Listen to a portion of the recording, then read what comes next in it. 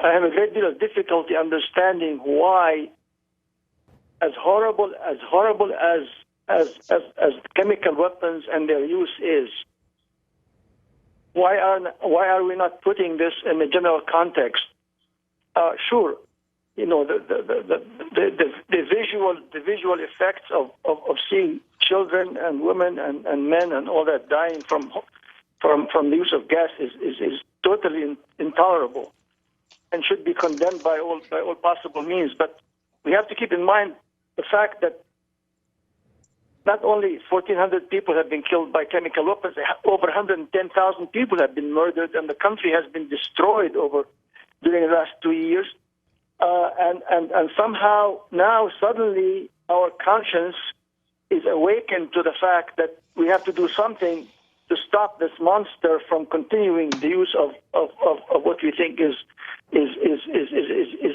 an unacceptable means of fighting a war.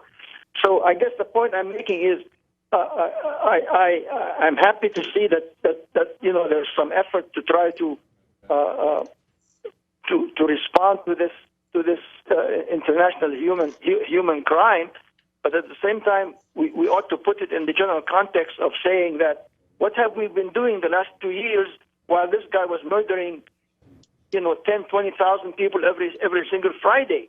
But John, does that make you skeptical of the president's intentions and also how committed he will be to watching this play out in a way that benefits Syria? I mean, over the last month, essentially, the president has said that this isn't about stopping all of the humanitarian crimes in Syria, that this isn't about ousting Bashar al-Assad, that this is purely about stopping the expansion of chemical weapons and the use of chemical weapons. I mean, isn't that troublesome?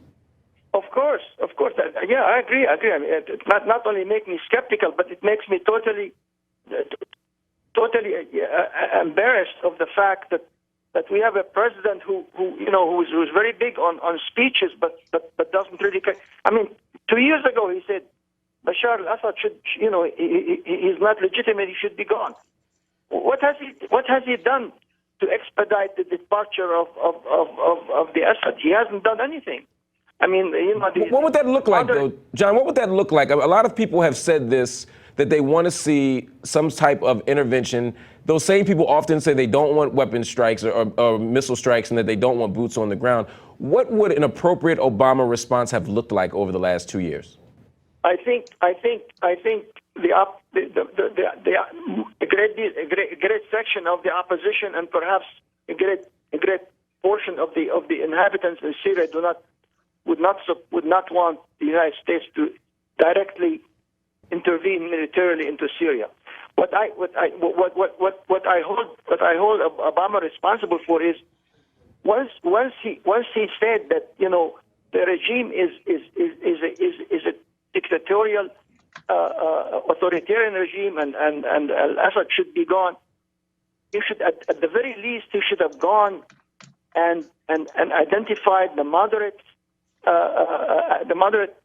elements of the opposition and try to give them some genuine, significant support